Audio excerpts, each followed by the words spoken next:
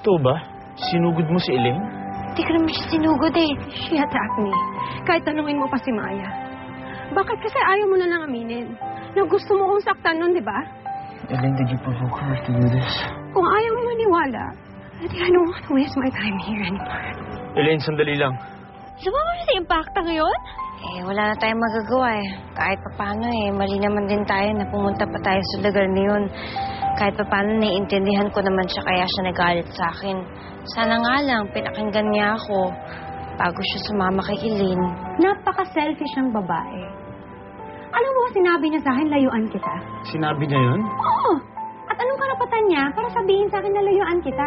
Hindi ko naman siya gusto saktan eh. Siya naman yung nag-umpisa eh. Jessie, tama na. Bakit ayaw mo makinig sa akin? Wala ka bang tiwala sa akin? Mas may tiwala ako kay Elaine.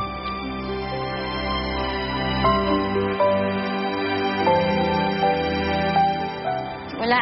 Talagang tinuluyan niyang kampehan si Elaine. Huwag ka na nga maglungkot-lungkutan dyan. Oo na, naisahan tayo ng impactang yun. Nakascore na naman siya kay Justin. Pero hindi pa huli ang lahat. Mababawi pa natin si Justin sa mga agaw na yun. Ayoko na pahirapan pa yung sarili ko. Eh, alam ko naman na si Elaine talaga yung gusto niya eh. Tigilan mo na nga yung pag-i-emote. Naku, hindi tayo papatalo, no? Magluto ka ulit ng sinigang. Para saan pa? Remember nung huli ka nagluto ng sinigang, hindi natiis ni Justin. Kaya I'm sure, kapag nagluto ka ulit, makakascore ka na naman ng bonggang-bongga for your efforts. Tsaka, hindi kayang gawin yun ni Elaine, no? Kaya sige na, Jessie. Magluto ka na ng sinigang at ipaglaban mo ang pag-ibig mo gamit ang sandok at kasirola. Alam mo, tama ka. Magluluto ko ng sinigang. Sige, Jessie, kaya mo yan, ate. Naku, I'm sure ikaw ang wagi ngayon.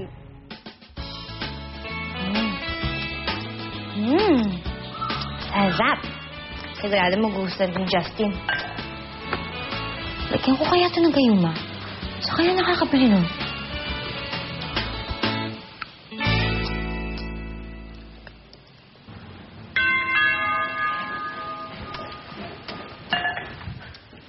Ako na.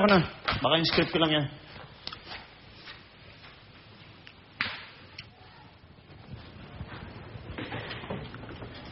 Hey, Justin. Hi. What's up? Kaya naman, busy ka ba? Today, hindi masyado. Wala akong trabaho eh. Come with me. Saan? Basta sumama ka lang. I'm sure matutuwa ka. Sige na, please. Sige na, please. Hey, you don't have to say please. Alam mo namang hindi kita matatanggihan, di ba? Hold on, paalam na ako kay Jessie. Ay, hindi na kailangan. Sandali lang talaga tayo. You sure? Yeah, sandali lang. Come.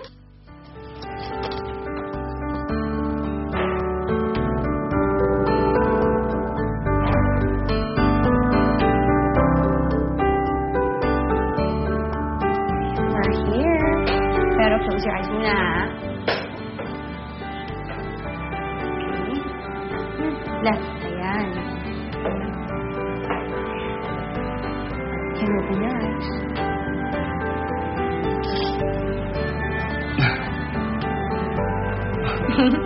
Naalala mo ba? Last room natin sa nung grade 2 tayo. Yeah, paano ko makakalimutan to? Eh dati pag may quiz tayo, humingi kang ballpen tsaka papel sa akin. Uy, pero ang kapalit naman nun, pinapakopy kita ng mga answers ko, ha?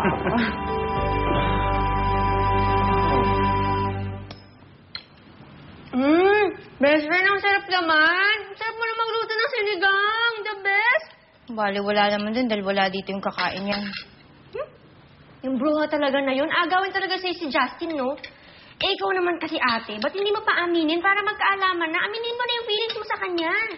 Bakit ko aaminin? Baka naman pahiya lang ako. Alam mo, ikaw Jessie, masyado nga kasing nega.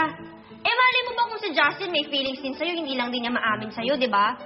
Oh, di ba nga may kasabihan, the truth will set you free. Basta, parang malabo na ata yun. Ewan ko ba?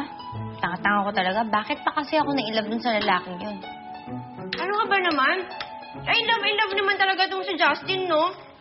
Kung wala nga lang akong Donald, kakaririn ko rin yun. Dati pakiramdam kong laki-laki ng kwartong to. Ngayon parang sikip-sikip na, no? Siyempre naman. Lumaki na tayo eh.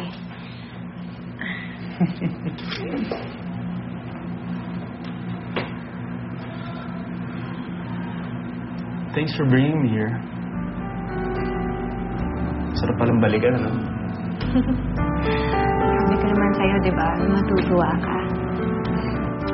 Mika, kung tayo. Try natin. Sige na. Diyan ka sa place. Baka hindi na ako kasya dito. Ewan ko lang. Ay, ako, kasya pa ako. Parang bumaba. Palalo din. Alala mo yung susubo nga yung future pastor. Yung lagi ka nag-cheat sa akin. Ano ka ba? Hindi ako yung nag-cheat sa'yo. Yung katabi ko nag-cheat sa'yo. Kitang-kita, oh. Yung katabi ko, nag-cheat sa akin. Hindi niya alam mali yung sagot ko.